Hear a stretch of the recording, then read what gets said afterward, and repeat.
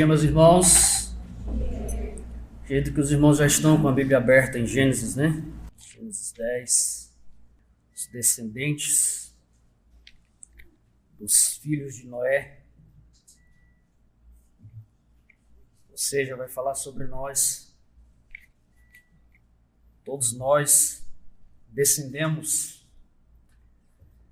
dessa descendência, né? Os filhos de Noé. Os irmãos todos chegaram lá.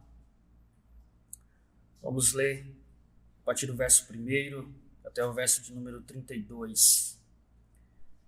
Diz assim a palavra do Senhor: São estas as gerações de Sem, Cã e Jafé, os filhos de Noé. A eles nasceram filhos depois do dilúvio. Os filhos de Jafé foram Gomer, Magog, Madai, Javã, Tubal, Meseque e Tiras. Os filhos de Gomer foram Askenaz, Rifate e Togarma. Os filhos de Javã foram Elisá, Tarsis, Quitim e Dodanim. Estes repartiram entre si as ilhas das nações nas suas terras, cada qual segundo a sua língua e segundo as suas famílias em suas nações. Os filhos de Cã foram Cuxi, Misraim, Put e Canaã. Os filhos de Cuxi foram Sebá, Avilá, Sabitá, Ramá e Sabitecá. E os filhos de Ramá, Sabá e Dedã. Cuxi gerou Nirode, que começou a ser poderoso na terra. Foi valente caçador diante do Senhor. Daí dizer-se, como Nirode, poderoso caçador diante do Senhor. O princípio do seu reino foi Babel, Ereque, Acade e Calné, na terra de Siná. Daquela terra ele foi para a Síria e edificou Nínive, Reobote-ir e Calá. E entre Nínive e Calá, a grande cidade de Rezém. Misraim gerou Ludim, Anamim, Leabim, Nafituim, Patruzim, Casluim, de quem descendem os filisteus, e Cafitorim. Canaã gerou Sidom, seu primogênito, e Et, e também os Jebuseus, os Amorreus, os Girgazeus, os Eveus, os Arqueus, os Sineus, os Arvadeus, os Zemareus e os Amateus. Depois as famílias dos cananeus se espalharam, e a fronteira dos cananeus foi desde Sidom, indo para Gerar, até Gaza, indo para Sodoma, Gomorra, Admá, Zeboim e Zeboim, até Laza. São estes os filhos de Cã, segundo as suas famílias, segundo as suas línguas, em suas terras, em suas nações. Verso 21. Assim, que foi o pai de todos os filhos de Éber, e irmão mais velho de Jafé, também nasceram filhos. Os filhos de Sem foram Elão, Assur, Arfaxade, Lude e Arã. Os filhos de Arã foram Uz, Hu, Jeter e Mas. Arfaxade gerou Selá, e Selá gerou Éber. A Éber nasceram 2 filhos. O nome de um foi Peleg, porque em seus dias se repartiu a terra. E o nome de seu irmão foi Joctã. Joctã gerou Almodá, Salefe, Azarmavé, Gerá, Adorão, Uzal, Dicla, Obal, Abimael, Sabá, Ofir, Avilá e Jobabe. Todos estes foram os filhos de Joctã, e habitaram desde Messa, indo para Cefar, montanha do Oriente. São estes os filhos de Sem, segundo as suas famílias, segundo as suas línguas, em suas terras, em suas nações. São estas as famílias dos filhos de Noé, segundo as suas gerações, nas suas nações, e destes foram disseminadas as nações na terra depois do dilúvio. Você deve estar pensando, ótimo, outra genealogia. O que podemos aprender com isso? Mas eu gostaria de convidá-lo a refletir comigo antes de orarmos sobre esta passagem. Como igreja, cremos que a Bíblia é a verdadeira palavra de Deus e verdadeiramente inspirada pelo Senhor. Homens inspirados por Deus escreveram a sua palavra. E isso inclui o quê? As genealogias, certo?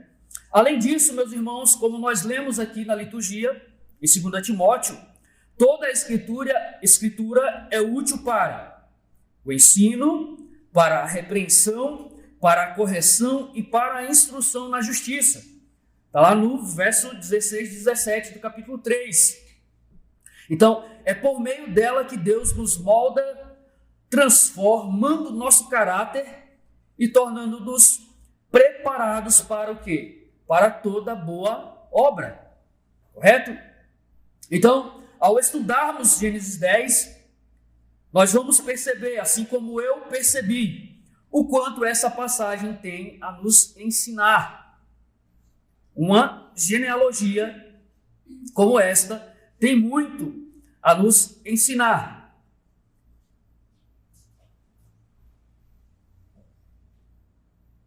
Esta é a minha oração, que esta passagem nos ensine muito o que nós podemos extrair dessa passagem. Então vamos orar. Eu convido você a se unir a mim e que possamos extrair dela algo valioso que nos equipe para realizar boas obras. Boas obras. Vamos orar ao Senhor. Feche seus olhos, curva a sua cabeça. Pai Celestial, agradecemos a Ti nesta manhã pelo privilégio de estarmos reunidos. Rendemos nosso louvor a Ti, Senhor. Nos unimos à Tua igreja ao redor do mundo para proclamar a Tua palavra, para celebrar a Tua misericórdia e exaltar o Teu amor. Consola, ó Deus, e fortalece aqueles que, por qualquer motivo, não puderam se juntar a nós. Senhor, nesta manhã pedimos que nos ajude a compreender a Tua palavra. Sabemos que toda a Escritura é proveitosa. Por isso, abre os nossos olhos para enxergar essa verdade. Ensina-nos a extrair dela sabedoria para o nosso conhecimento e crescimento espiritual, Senhor. Dá-nos o desejo ainda maior de sermos equipados para toda boa obra, de sermos conformados segundo a imagem de Cristo. Que possamos compreender profundamente essa passagem e, ao meditarmos nela, examinar os nossos corações, reconhecendo a nossa necessidade de Cristo Jesus. Obrigado por nos amar primeiro. Que nessa manhã possamos Te amar ainda mais. Em nome de Jesus. Amém e amém. Então, irmãos, como chegamos até aqui? Essa poderia ser uma das perguntas que o povo de Israel estava se fazendo enquanto estava prestes a entrar na terra prometida. Se perguntando e questionando a Moisés, como chegamos aqui?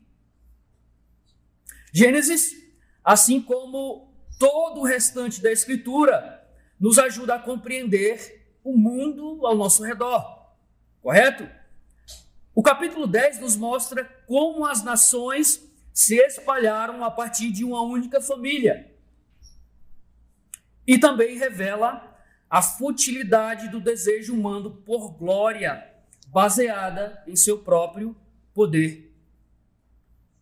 Essa genealogia, ela é conhecida como a tabela das nações. E ela traz muito mais do que apenas uma lista de nomes difíceis de pronunciar. Os irmãos perceberam que eu enrolei a língua aqui algumas vezes, né? Pois é. Ela nos mostra como os descendentes de Noé se multiplicaram e encheram a terra. E esses descendentes, como disse antes, incluem a todos nós. Porém, meus irmãos, isso à primeira vista pode parecer algo bom. Afinal de contas, Deus ordenou que eles fossem frutíferos e se multiplicassem. Então, no primeiro momento, nós vemos aqui e pensamos, nossa, eles estão se espalhando, se multiplicando, estão sendo obedientes ao Senhor. No entanto, essa dispersão aconteceu novamente como resultado do julgamento de Deus. Ao tentarem engrandecer os seus próprios nomes, ao tentarem se fazer gigantes, notórios, homens importantes, e imortalizar os seus próprios nomes, os homens acabaram dispersos, acabaram novamente sendo alvo do julgamento de Deus. Também percebemos que um dos filhos de Noé, Cã, se torna a origem dos maiores inimigos de Israel ao longo de todo o Antigo Testamento. Por outro lado, Sem se torna o foco da história e das bênçãos que se seguem. Irmãos, diante de tanta divisão e rebeldia, surge então o anseio por alguém que possa unir todas as tribos, línguas e nações em uma terra gloriosa no futuro. Nesse momento, Israel estava se preparando para conquistar essa terra que tinha sido lhes prometida. Lembre-se de que o público original desta genealogia eram exatamente os israelitas, que estavam prestes a entrar na terra prometida. Então, era esse o anseio que eles tinham, de alguém que pudesse unir todas as tribos, línguas e nações em uma terra gloriosa. Os cananeus já habitavam nessa terra de Canaã, e Deus instruía então Israel a conquistá-la. Então, chegamos a mais uma genealogia que introduz a próxima seção do livro de Gênesis. Primeiro, nós analisaremos essa genealogia como um todo, em seu significado, dentro do livro de Gênesis. Ok? Depois, nos aprofundaremos nos 3 filhos de Noé, Jafé, Cã e Sem. Então, quando nos deparamos com uma genealogia na Bíblia, quase sempre, como o pastor Alberto falou aqui, nós somos tentados a passar rapidamente por essa genealogia. Nós lemos na Bíblia 365, há poucos dias atrás, Gênesis 10. E eu tenho certeza que quando chegou ali em Gênesis 10, a mão tremeu, para pular essa genealogia, pular o capítulo 10 de Gênesis. Porém, meus irmãos, há aspectos importantes que devemos observar ao ler essa genealogia. Não podemos vê-la apenas como uma sequência de nomes difíceis de pronunciar. E aqui, eu abro um parêntese para analisar de que nós geralmente somos tentados a fazer isso porque nós fomos durante muito tempo condicionados a ler a Bíblia em retalhos. Nós não fomos condicionados a ler a Bíblia como um todo. Por isso nós tendemos a pular essas genealogias, certo? Então, Gênesis ele é estruturado em grandes seções, cada uma marcada por uma genealogia. Os irmãos vão observar. Se começarmos a observar essa separação de seções em Gênesis, nós vamos perceber que ele é separado por genealogias. Em Gênesis, sempre que lemos, estas são as gerações de. A palavra hebraica utilizada aqui para gerações é toledot. E essa palavra ela indica o início de uma nova seção do livro. Toda vez que ela é utilizada, toda vez que lemos, estas são as gerações de alguém, está iniciando, introduzindo uma nova seção do livro de Gênesis. Certo? Ela serve, essa palavra, esse termo toledot, ela serve como um marcador de estrutura, marcando a estrutura do livro de Gênesis. Então, o capítulo 10, ele apresenta um novo toledot, uma nova seção do livro de Gênesis, resumindo os eventos do capítulo 11, certo? Aqui no capítulo 10, nós temos um resumo daquilo que será destrinchado em maiores detalhes no capítulo 11, que vai então detalhar a história da Torre de Babel e aprofundar a genealogia de Sem. Sendo assim, para compreender bem o capítulo 10, nós precisamos o quê? Ter em mente o capítulo 11. Ok? Então, o tema do julgamento divino ainda estava, ou pelo menos deveria estar fresco na mente daqueles leitores originais de Gênesis. E também deve estar fresco nas nossas mentes, porque nós expomos alguns finais de semanas atrás, alguns dias do Senhor, sobre o dilúvio, o julgamento de Deus através do dilúvio. Nos 4 capítulos anteriores, nós vimos como Deus julgou a humanidade através de um grande dilúvio. Foram 4 capítulos tratando sobre isso. Agora, o capítulo 10, esse evento continua sendo um pano de fundo importante. Então, tenha em mente isso também, o julgamento de Deus através do dilúvio. Vejam, logo no verso 1, nós lemos o quê? A eles nasceram filhos depois do dilúvio. Pano de fundo. E no verso 32, nós lemos: são estas as famílias dos filhos de Noé, segundo as suas nações, suas gerações, nas suas nações, e destes foram disseminados as nações da terra, depois do dilúvio. Esse é o nosso pano de fundo. Ou seja, este capítulo está situado à sombra do julgamento do dilúvio. Se antes Deus julgou a humanidade com águas que cobriram a terra, agora vemos um novo julgamento, a dispersão dos povos. Ok? Além disso, Moisés organizou essa genealogia de maneira intencional. Qual era a intenção de Moisés aqui? Destacar os aspectos mais importantes para o povo de Israel e para o povo de Deus no futuro. Vejam, ele não dá o mesmo espaço para cada filho de Noé. A linhagem de Jafé, por exemplo, é mencionada de forma breve, enquanto as linhagens de Cã e Sem recebem muito mais atenção. Aí você pode se perguntar, mas Jafé, lá quando Noé profere bênçãos e maldições, ele compartilha da bênção de Sem. E por que ele é mencionado aqui de forma breve? E Cã recebe mais destaque? É porque os dois, Cã e Sem, teriam implicações diretas para Israel. E Jafé não. Certo? Então, ao nosso primeiro ponto, nós chegamos, que é a importância teológica da tabela das nações.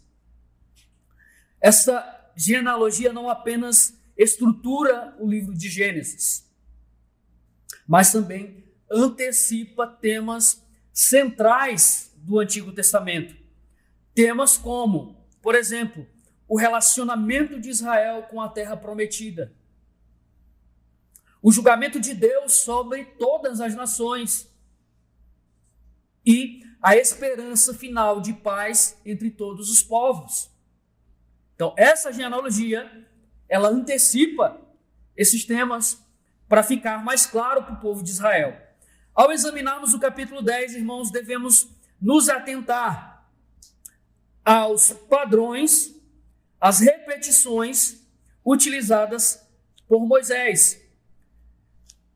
Cada parágrafo apresenta, por exemplo, um filho de Noé, descreve seus descendentes e encerra com um resumo sobre onde o seu clã se estabeleceu.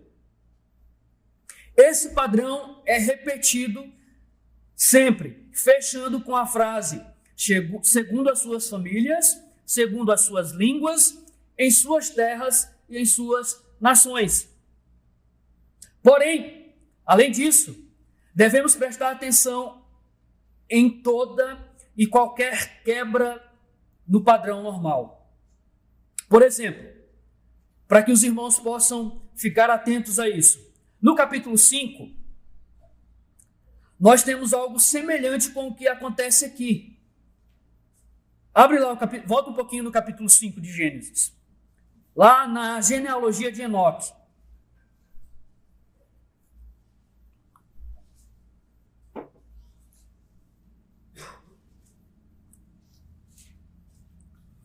Está escrito assim, ó. Jared viveu 162 anos e gerou Enoque. Até aqui tudo normal. Depois disso, viveu mais 800 anos e gerou outros filhos e filhas. Assim, todos os dias de Jared foram 962 anos e ele morreu. Agora anote a quebra de padrão aqui.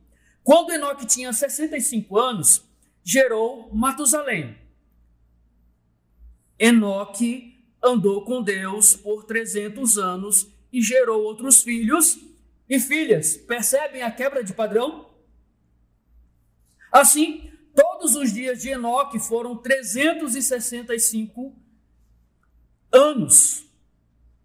Enoque então andou com Deus e já não foi encontrado, pois Deus o tomou para si. Então, todo o final da genealogia aqui que aponta para Enoque quebra o padrão. Ok? Percebem como a história de Enoque foge totalmente do padrão das genealogias apresentadas? Então, essa mudança no fluxo do texto é para chamar a nossa atenção para algo especial que o autor quer destacar, certo? E o mesmo acontece algumas vezes no capítulo 10. E eu apontarei essas quebras conforme analisamos as linhagens dos 3 filhos de Noé. Antes de olharmos para cada genealogia individualmente, um mapa pode nos ajudar a visualizar melhor a dispersão das nações. Os irmãos que tiverem em mãos a Bíblia de Estudo de Genebra, ela fornece um mapa maravilhoso, certo? Mas, para os irmãos que não têm, vamos lá, rapidamente. A distribuição geográfica dos descendentes de Noé. Jafé. Seus descendentes se espalharam mais para o norte e o oeste, ocupando o que hoje nós conhecemos como a Europa e a Ásia. Ok?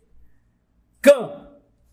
A linhagem de Cã se espalhou principalmente para a África e parte do Oriente Médio. Lembram daquela interpretação que eu comentei sobre a maldição ser a pele negra? Alguns interpretavam que a maldição sobre Canaã, sobre a descendência de Cã, era a pele negra. Pois é, porque a descendência de Cã se espalhou para a África e também para o Oriente Médio. E Sem. Os descendentes de Sem ocuparam a maior parte do Oriente Médio. Por que a maior parte? Porque dentro do Oriente Médio há uma pequena porção do território que foi ocupado por Canaã. né? Uma pequena porção do território que pertence a Canaã, o que será relevante quando nós analisarmos a linhagem de Cã. Okay?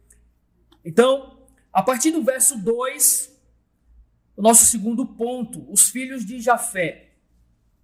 Diz assim: os filhos de Jafé foram Gomer, Magog, Madai, Javã, Tubal, Meseque e Tiras. Os filhos de Gomer foram Askenaz, Rifate e Togarma. Os filhos de Javã foram Elisá, Tarsis, Quitim e Dodanim.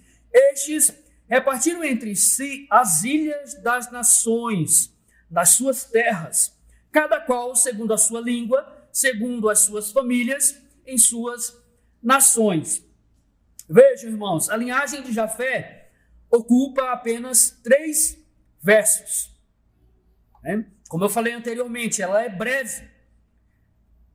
E apenas 2 de seus filhos, Gomer e Javã, são mencionados como tendo descendentes. É claro que isso não significa que a linhagem de Jafé, fora de Gomer e Javã, tenha desaparecido, certo? O autor está direcionando o nosso foco para outro lugar, nossa atenção para outras coisas. Algumas tribos descendentes de Jafé aparecem mais tarde nas Escrituras. A próprio Gomer e também Magog, por exemplo, são mencionados pelo profeta Ezequiel e são mencionados como alvos do julgamento de Deus, lá em Ezequiel. Um ponto interessante para nós aqui, ao estudarmos a Bíblia e ao encontrar lugares ou nomes de inimigos de Israel, você pode usar Gênesis capítulo 10 como uma referência. Certamente isso será útil. Por exemplo, uma das terras de Jafé é Tarsis.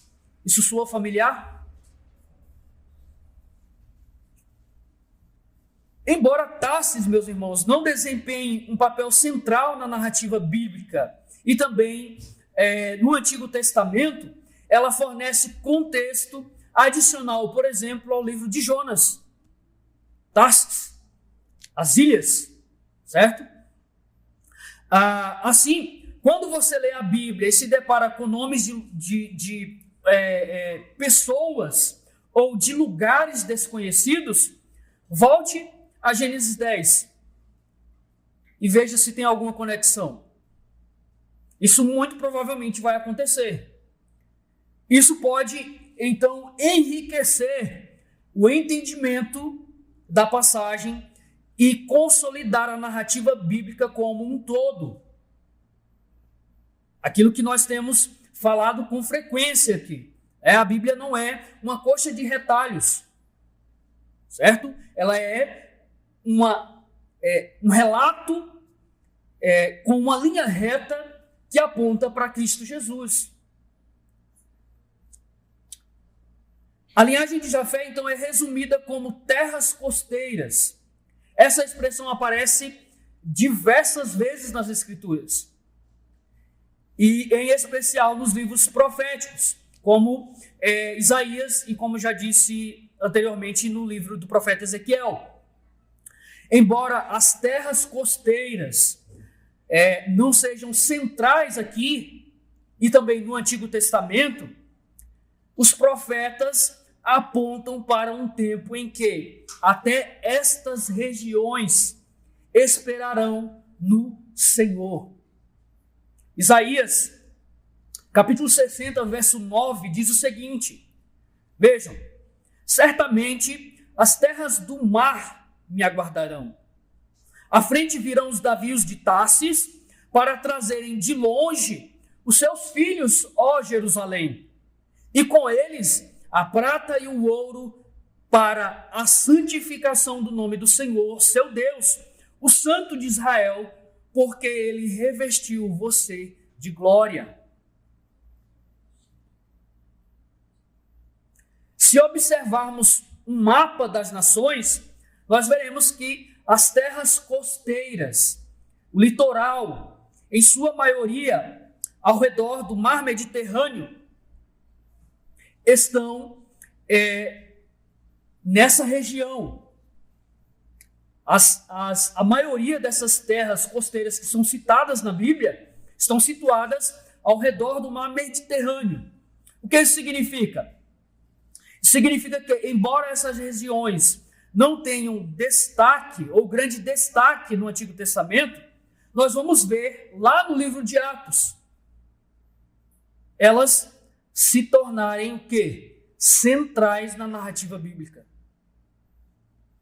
Essas terras costeiras, que são citadas aqui pelo profeta Isaías, e anteriormente no capítulo 10, ali em relação aos descendentes de Jafé, elas se tornam centrais na narrativa do livro de Atos.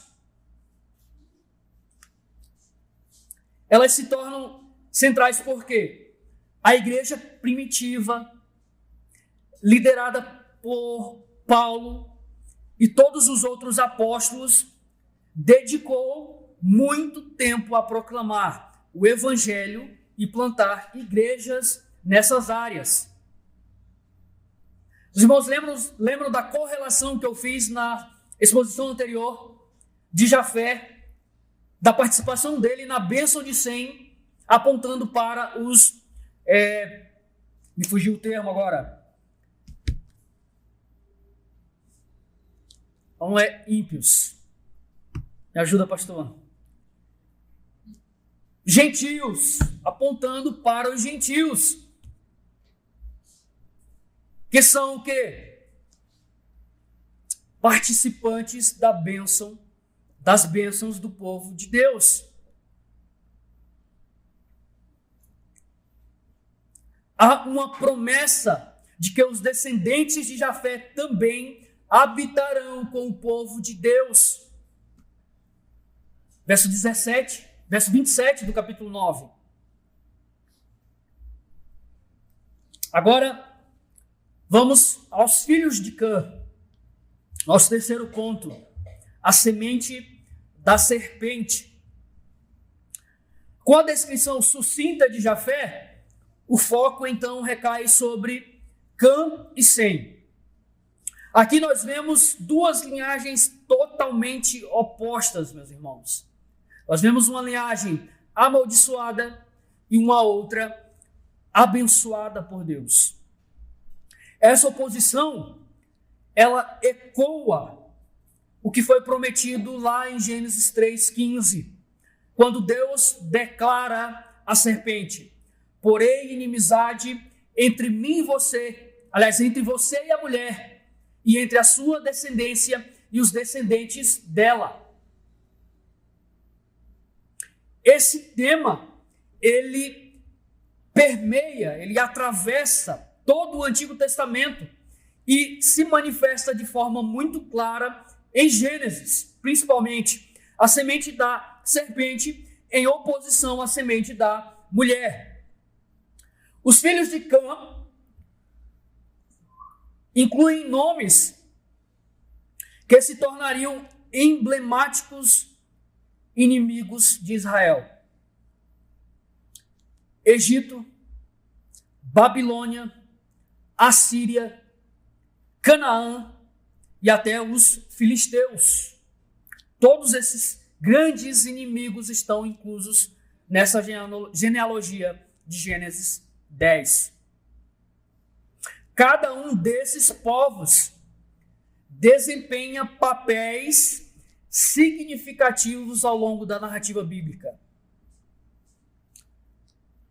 Os leitores originais de Gênesis estavam prestes a entrar na terra prometida. Estes reconheceriam de imediato esses nomes. Assim que eles leram ou lessem este relato, à primeira vista, saltaria aos olhos esses inimigos. Eles sabiam, por exemplo, que os cananeus habitavam a terra que Deus lhe havia prometido e que eles precisariam conquistar a muito custo. Além disso, dois grandes inimigos de Israel Babilônia e Assíria, estes são introduzidos de forma especial por meio de Nimrod. Certo? Então, o nosso quarto ponto, a partir do verso 8, Nimrod, o poderoso, o construtor de cidades. Nimrod, meus irmãos, pode parecer uma figura nobre.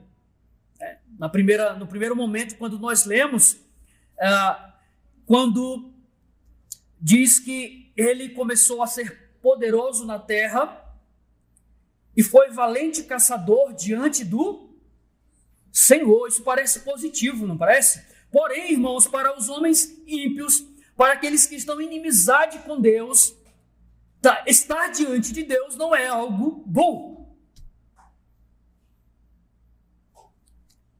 E Wisby, comentando sobre isso, ele vai dizer que o termo caçador, aqui em Gênesis, tem uma conotação de que ele caçava pessoas.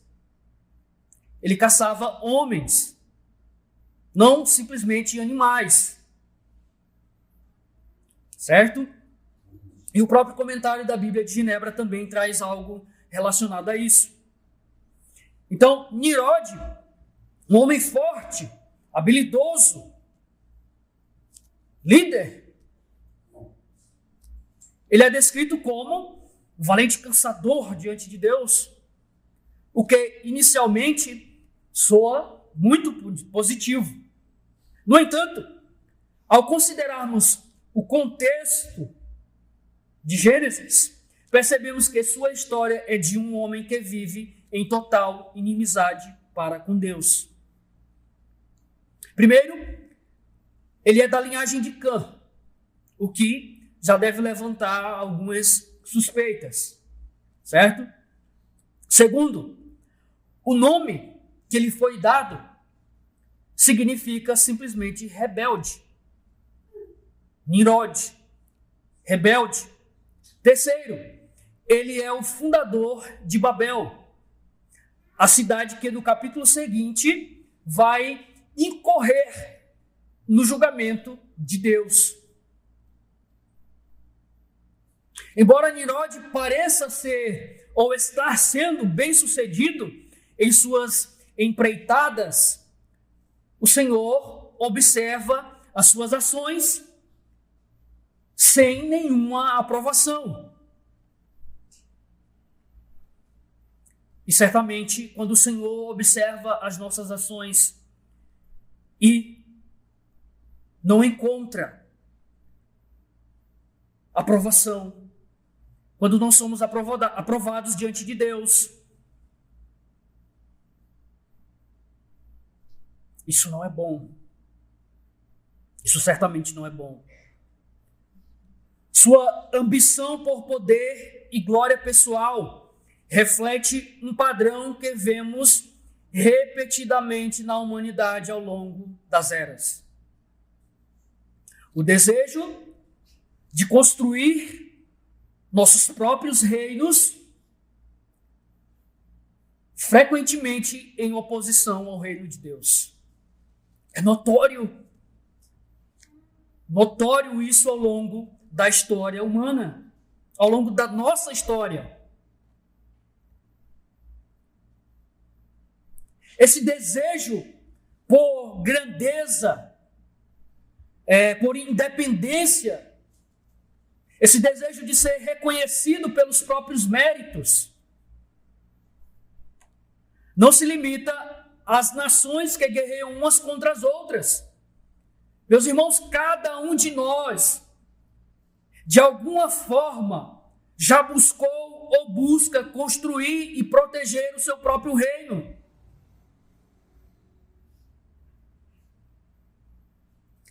De que forma? Seja acumulando riquezas, mantendo uma aparência perfeita, pomposa, ou controlando outras pessoas para alcançar os nossos objetivos. E o Senhor observa tudo isso.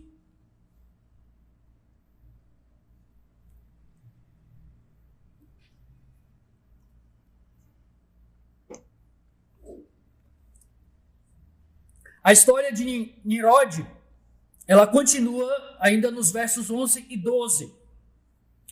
Diz assim o verso 11: daquela terra ele foi para a Síria e edificou Nínive, Rehobote-ir e Calá.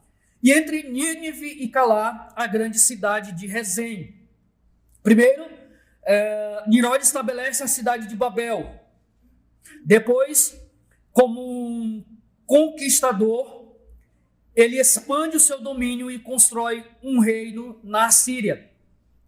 De novo, o Wisby, ele aponta Nimrod como sendo o primeiro ditador na história. Nós temos aqui, então, o primeiro ditador da história, ou seja, a história se repete pelas eras. Homens arrogantes, cheios de si mesmo, tentando dominar o mundo, tentando escravizar os seus semelhantes. Mais tarde, quando a história de Israel se desenvolve, nós vemos que duas das maiores ameaças ao povo de Deus serão justamente a Assíria e a Babilônia. Então, na linhagem de Cã, especialmente através de Nimrod, nós observamos a expansão das nações como a consequência do julgamento de Deus. Ou seja, as pessoas tentaram construir grandes cidades e estabelecer poder para si mesmas, em rebeldia diante de Deus. Irmãos, até mesmo Israel experimentará essa realidade. Ao longo do Antigo Testamento, Deus frequentemente usa nações inimigas como instrumentos de julgamento contra Israel. Isso se dá por quê? Porque Israel constantemente se colocou em oposição a Deus, mesmo sendo o povo de Deus. Isso serve de alerta para qualquer um que leia este capítulo. Serve de alerta para todos nós. Se você busca a glória de Deus pelos meios que foram prescritos por Deus, você será abençoado. Agora, se você busca a sua própria glória e confia apenas no seu próprio poder, você enfrentará o quê? Julgamento. E aqui faço menção honrosa, não tão honrosa, a Nadab e Abiú. O que é que eles fizeram? Eles estavam cultuando a Deus, mas de uma forma que não foi prescrita por Deus. Eles apresentaram diante de Deus fogo estranho e experimentaram o quê? Julgamento. Chegamos agora então a Canaã. Em Gênesis 9, nós vemos que sua descendência foi amaldiçoada devido à atitude de seu pai, Cã, em relação ao seu pai, Noé. Essa maldição, como nós vimos, ela prenuncia eventos futuros. Deus prometendo a Abrão e seus descendentes que eles habitarão precisamente o quê? A terra dos cananeus, a terra de Canaã. Os leitores originais de Gênesis, o povo de Israel, que estava no deserto, eles estavam então se preparando para tomar posse da terra prometida. E novamente, ao lerem essa passagem, eles compreenderiam imediatamente a conexão. Essa conexão entre Canaã, Cã, Sem e Jafé. Ao listar os filhos de Canaã, o texto descreve o território cananeu no verso 19. E a fronteira dos cananeus foi desde Sidom, indo para Gerar, até Gaza. Vejam, só nomes com conotação positiva nos nossos dias, né? Gaza, Sodoma e Gomorra. Se pensarmos no mapa da região, Canaã é uma pequena faixa de terra no Oriente Médio. E agora vejam, meus irmãos, apesar de seu tamanho modesto, essa terra se tornará o centro da narrativa bíblica em Gênesis. Não só em Gênesis, mas praticamente por todo o Antigo Testamento. E agora notem, no meio de tudo isso, de Gaza, Sodoma e Gomorra, Canaã é descrita como uma terra que mana leite e mel. Apontando, simbolizando o quê? Abundância. Ainda mais, a provisão de um lugar de descanso após anos de luta e adversidade. Canaã, eu acredito que Deus levou o seu povo a entender que esta pequena faixa de terra abençoada, que emana leite e mel, prefigurava o reino de Deus e a futura esperança de uma nova Jerusalém,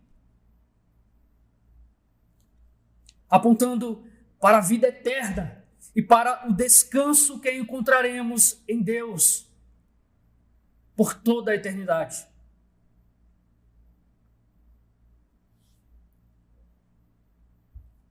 Agora, vamos ao terceiro filho de Noé, Sem.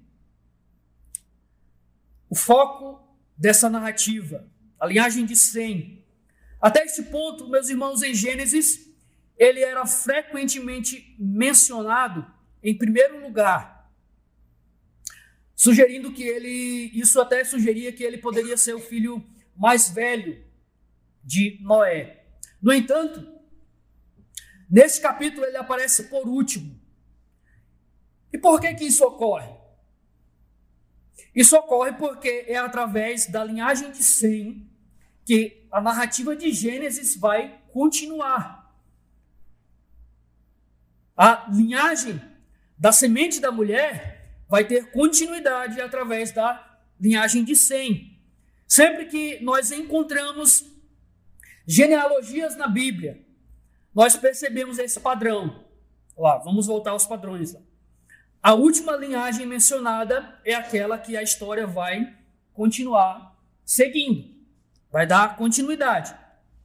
Então, assim como na linhagem de Cã, há detalhes importantes que nós precisamos destacar aqui na linhagem de Sem. O primeiro detalhe está no verso 21, que introduz a descendência de Sem de uma maneira diferente das outras linhagens. Aquilo que eu falei das quebras de padrão e das repetições. A linhagem de Sem é apresentada da seguinte forma: a Sem, que foi o pai de todos os filhos de Éber. Já tem um detalhe aqui acrescentado. E irmão mais velho de Jafé, também nasceram filhos. Aqui, um dos descendentes de Sem já é citado de imediato, Éber. O autor, Moisés, ele quer que nós prestemos uma atenção especial a essa linha familiar, a linhagem de Éber. O nome Éber está diretamente ligado ao termo hebreu. E é dessa linhagem que se desenvolverá a história do Antigo Testamento. Então Moisés começa o relato da linhagem de Sem já enfatizando isso para destacar o seu nome. Nós sabemos que Sem recebeu uma bênção de Noé. Ele foi abençoado por Deus através de Noé. Mas as Escrituras, curiosamente, nessa passagem, não menciona diretamente essa bênção. Em vez disso, o que nós vemos aqui é a dispersão e a formação das nações. E isso se dá como um resultado do julgamento de Deus, e não de bênção. Não parece algo contraditório? E isso se torna ainda mais evidente no verso 25, que diz o seguinte: a Éber nasceram 2 filhos. O nome de um foi Peleg, porque em seus dias se repartiu a terra, e o nome de seu irmão foi Joquitã. Note que Peleg significa separação. Ok? Então, a referência à divisão da terra indica que Peleg e Joquitã, logicamente, viveram na época da Torre de Babel, o que vai ser relatado com mais detalhes no capítulo 11. O verso 25 nos aponta para a separação das nações, um evento que ocorreu como consequência direta do julgamento de Deus, e não da bênção que foi pronunciada através de Noé. Então, entre esses 2 irmãos, Peleg será quem levará a linhagem que conduz a Abraão. A sua genealogia será então retomada no capítulo 11, a partir do verso 18. Ou seja, um sujeito que tem um nome que significa separação, é que vai dar sequência à linhagem que conduz a Abraão, que vai dar sequência à linhagem da semente da mulher.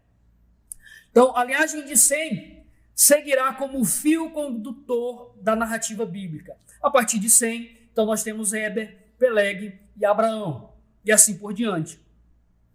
A bênção prometida, e essa promessa será cumprida através de seus descendentes. Embora o outro filho de Éber, Joquitã, não seja o foco principal, seus descendentes também aparecerão em diferentes momentos ao longo da Bíblia. Mais tarde, quando nós olhamos para a genealogia de Jesus, no capítulo 3 de Lucas, vemos que a linhagem de Sem nos leva diretamente a Cristo. Isso foi um apontamento que foi feito pelo pastor na leitura da nossa liturgia. Então, a linhagem de Sem, ela vai correr numa linha reta diretamente até Cristo. Mas, antes de olharmos para Cristo, eu quero destacar algumas observações sobre este capítulo. A primeira delas é que todos os seres humanos descendem de Noé. Todos nós somos descendentes de Noé e, por consequência, somos descendentes de Adão. Os irmãos sabem o que isso significa, né? Isso significa que todos nós fomos criados à imagem de Deus, mas também significa que todos nós, herdamos a natureza pecaminosa de Adão. Como vimos na exposição anterior, nós vimos que Noé, apesar de sua retidão, apesar de ser descrito como um homem reto diante de Deus, possuía a natureza pecaminosa herdada de nosso primeiro pai, Adão. Assim, meus irmãos, todos os descendentes de Jafé, Cã e Sem foram criados à imagem de Deus, mas também todos nasceram com a mesma natureza pecaminosa de Adão. Todas as pessoas nascidas hoje, independente de cor, etnia ou idioma, foram criados à imagem de Deus. Por mais que possamos discutir as complexidades do que está acontecendo ao nosso redor, do que está acontecendo em nosso mundo, é essencial começarmos com 2 verdades fundamentais. Todos nós somos feitos à imagem de Deus. Mas a segunda é de que todos nós compartilhamos a mesma natureza de Noé. E que natureza é essa? A natureza de Adão. Então, duas verdades. Todos nós somos criados à imagem de Deus, mas todos nós compartilhamos da mesma natureza manchada pelo pecado. Todos nós somos pecadores.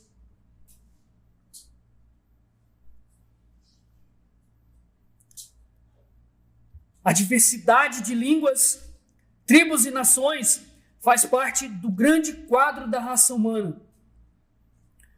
Celebrar a diversidade. Eu já notei alguns olhares atravessados.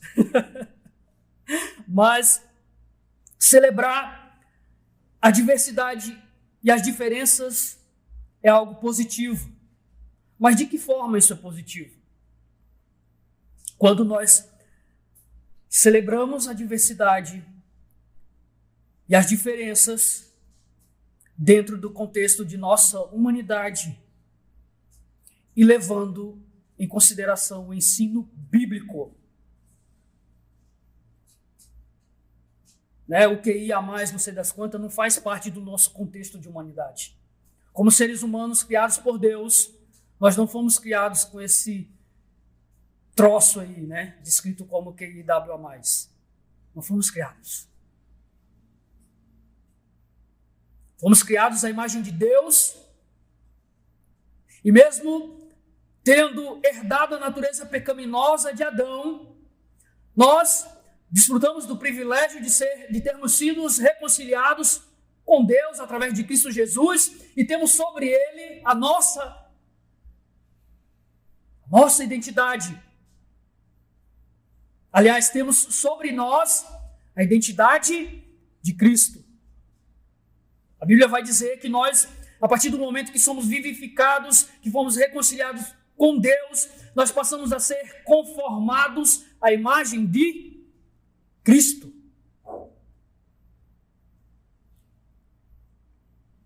Nós continuamos a ver divisões, não apenas no relato bíblico, mas também ao nosso redor. E buscar reconciliação através do poder humano e na tentativa de construir o reino do homem não funcionará diante de Deus. Então, à luz de tudo isso, meus irmãos, qual é a nossa esperança?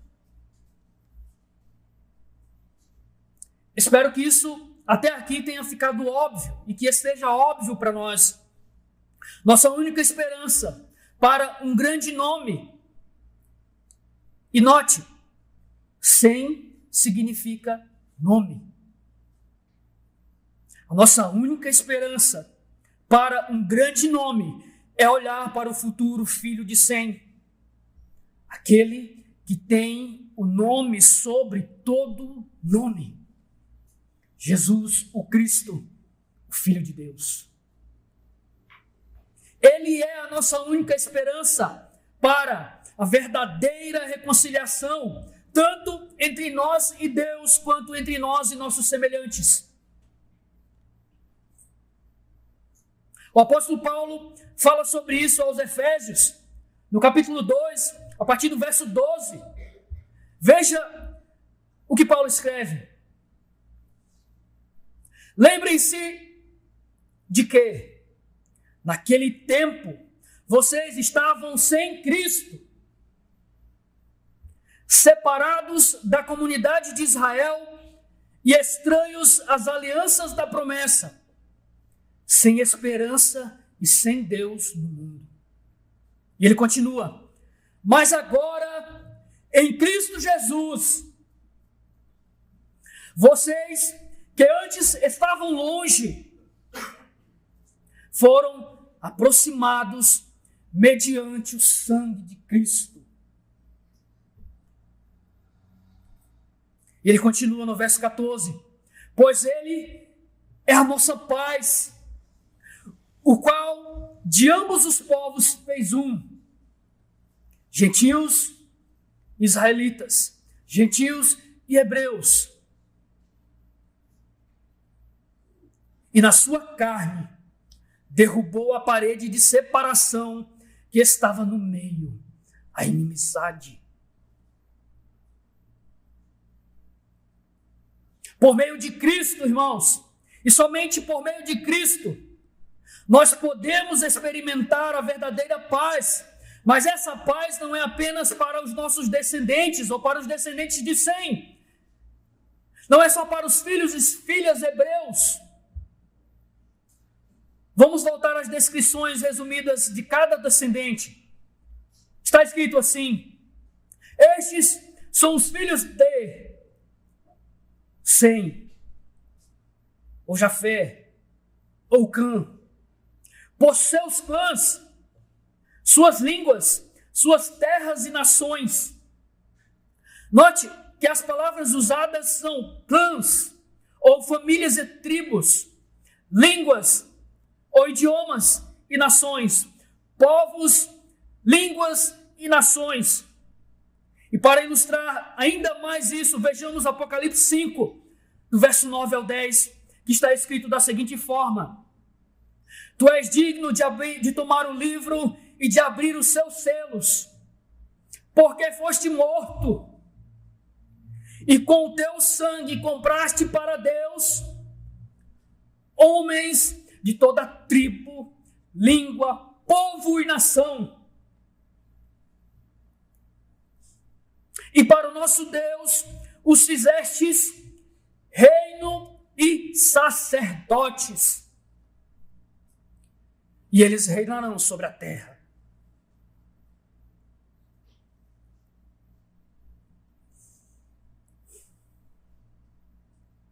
O cordeiro imolado morreu para redimir povos de cada tribo, língua e nação: jafetitas, shemitas, cananeus, assírios, babilônios. E por meio de sua morte, somos reconciliados com Deus e também com a esperança de sermos reconciliados uns com os outros. E observe, eles reinarão sobre a terra. Isso nos lembra que Deus tem preparado um reino, que Deus tem preparado um lugar para o seu povo habitar para sempre. E esse reino é para qualquer um que se arrependa e creia nestas boas novas. Qualquer um que se arrependa e creia nestas boas novas. Pertencemos ao novo reino. Reino esse que não é conquistado por meio de nosso esforço ou de nosso pobre e miserável nome, mas somente pelo intermédio de Cristo, pelo poderoso nome de Jesus. E à luz de Gênesis 10 e da compreensão de que a verdadeira reconciliação vem somente através do sangue de Cristo, é muito apropriado que agora todos nós juntos celebremos a comunhão que desfrutamos em Cristo Jesus entre nós e com o nosso Pai Celestial.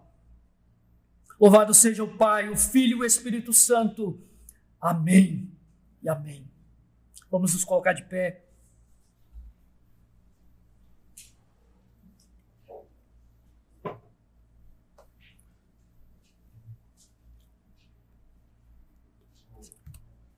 Vamos ao Senhor em oração. Bendito Deus, Senhor e Pai de nosso Senhor Jesus Cristo, por meio de quem fomos reconciliados contigo, Senhor. Louvado seja o teu nome, louvado seja o teu santo nome, por ter nos dado a tua palavra e nos dado, Senhor, o teu Espírito Santo para nos conduzir além da simples leitura, mas nos levar ao entendimento dessas profundas verdades. Que possamos sair daqui hoje, Senhor, renovados, alimentados e fortalecidos pela tua santa palavra. E ainda mais conformados à imagem de Cristo, teu Filho. Ainda mais, Senhor, ansiosos por estar contigo na eternidade. E que por isso, Senhor, venhamos a viver uma vida com maior obediência, te amando mais e declarando, Senhor, a todos que nos cercam, primeiramente a sua condição fora de Cristo como pecadores miseráveis e inimigos de Deus, mas que possamos de forma amorosa ainda apresentar, Senhor, que através de Cristo, o teu Filho amado que morreu e ressuscitou e hoje está à tua destra, vive e reina para todo sempre, foi dado o poder de nos reconciliar contigo, de nos tirar do reino das trevas e nos transportar para o reino da luz, de nos tirar da miséria, da imundícia e nos colocar, Senhor, assentados na mesa do Rei. Que possamos desfrutar da comunhão dos santos, Senhor, ao redor da mesa, com alegria e profunda gratidão, reconhecendo que não somos merecedores de nada disso, tudo é por graça, o que merecíamos era o inferno e a condenação eterna.